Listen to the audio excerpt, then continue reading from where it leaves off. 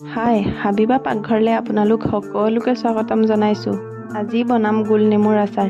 এই গোলনেমুৰ আচাৰটো খাবলৈ বহুতেই সোৱাদ লগা হয় আৰু গৰম দিনত এই গোলনেমুৰ আচাৰ হ'লে ভাত ৰুটি কেইটামান বেছিয়ে খাব পাৰি। আৰু এই গোলনেমুৰ আচাৰটো কেনেকৈ বনালে আমি বছৰ ধৰি সংৰক্ষণ কৰি ৰাখিব পাৰি এই ভিডিঅ'ৰ মাধ্যমেৰে আপোনালোকে জানিব পাৰিব। প্ৰথমে এই গোলনেমুখিনি পৰিষ্কাৰ পানীৰে ধুই এটা বাচনত লৈ ল'ম। নেমুখিনি ধোৱাৰ পিছত নেমুৰ গাতে লাগি থকা পানীখিনি এটা কটনৰ কাপোৰেৰে মুচি ল'ম। আপোনালোকে যদি কটনৰ কাপোৰেৰে নুমুচে তেতিয়া ৰ'দতো দিব পাৰে। খালি নেমুৰ গাতে লাগি থকা পানীখিনি শুকাই ল'ব। আচাৰ বুলি ক'লে গোলনেমুৰ আচাৰটো বেলেগ আচাৰতকৈ অলপ ইউনিক। ইয়াৰ ৰস আৰু গোন্ধই ইউনিকনেছ আনে আৰু ভাল লাগে।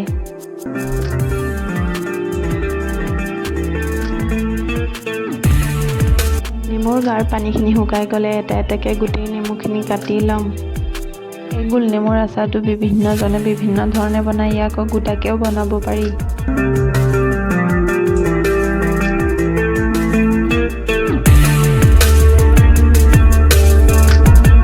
এতিয়া এটা বাতি লৈ ল'ম আৰু বাতিতে কাটি থোৱা নেমুখিনিৰ পৰা অলপ অলপ ৰস আৰু গুটিখিনি উলিয়াই ল'ম।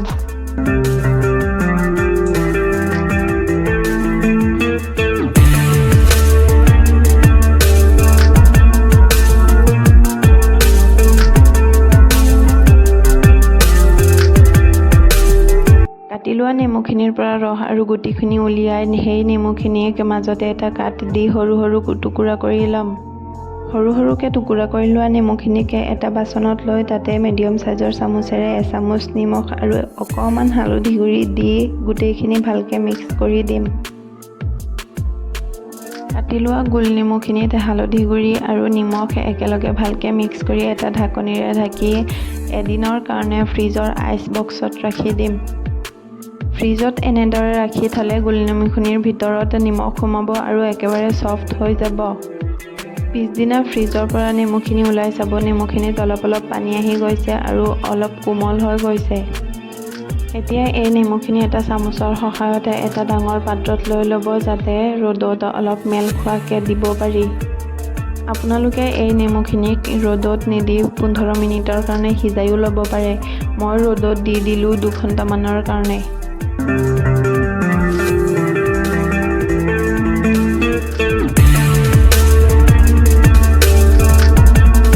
ৰ'দত দিয়াৰ পিছত নেমুখিনিৰ কালাৰ চেঞ্জ হৈ গৈ অলপ কোমল হৈ যায়। এতিয়া এই গোলনেমুৰ আচাৰৰ কাৰণে গোটা মছলাখিনি লৈ ল'ম। ইয়াতে লৈ ল'ম সৰু চামুচেৰে এচামুচ জিৰা, এচামুচ কালজিৰা, এচামুচ সচ, 1.5 চামুচ ধনিয়া, সৰু চামুচেৰে আধা চামুচ জৈন, 4টা শুকান জলকীয়া, এটা তেজপাত।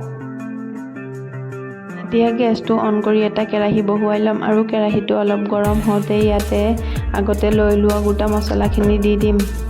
এই গোটা মছলাখিনি 1 মিনিট সময় লৰাই ইয়াতে দি দিম সৰু চামুচেৰে এচামুচ বগা সৰিয়হ। গোটেই মছলাখিনি অলপ ভজাৰ পিছতহে বগা সৰিয়হখিনি দিছোঁ।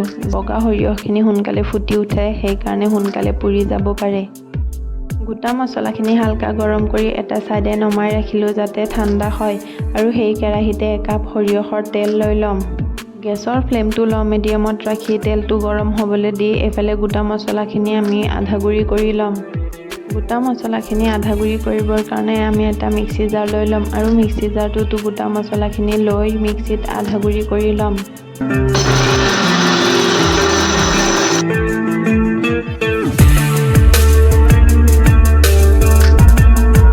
গোটা মছলাখিনি আচাৰৰ কাৰণে ৰেডি। আচাৰৰ কাৰণে ৰেডি কৰি থোৱা গোলনেমুখিনি এটা বাচনত লৈ ল'ম। আপোনালোকে চাব পাৰিছে যে নেমুখিনিৰ কালাৰো চেঞ্জ হৈ গৈছে আৰু কেনেকুৱা কোমল হৈ গৈছে। এতিয়া ইয়াতে দি দিম সৰু চামুচেৰে আধা চামুচ হালধি গুড়ি। আগতে হালধি গুড়ি অকণমান দিছিলোঁ, সেইকাৰণে অলপ কমকৈ দিছোঁ। আৰু এচামুচ জলকীয়া গুড়ি, এচামুচ জিৰা আৰু ধনিয়া গুড়ি। এতিয়া এই গোলনেমুখিনিৰ লগত চামুচৰ সহায়তে গোটেই মছলাখিনি মিহলাই ল'ম।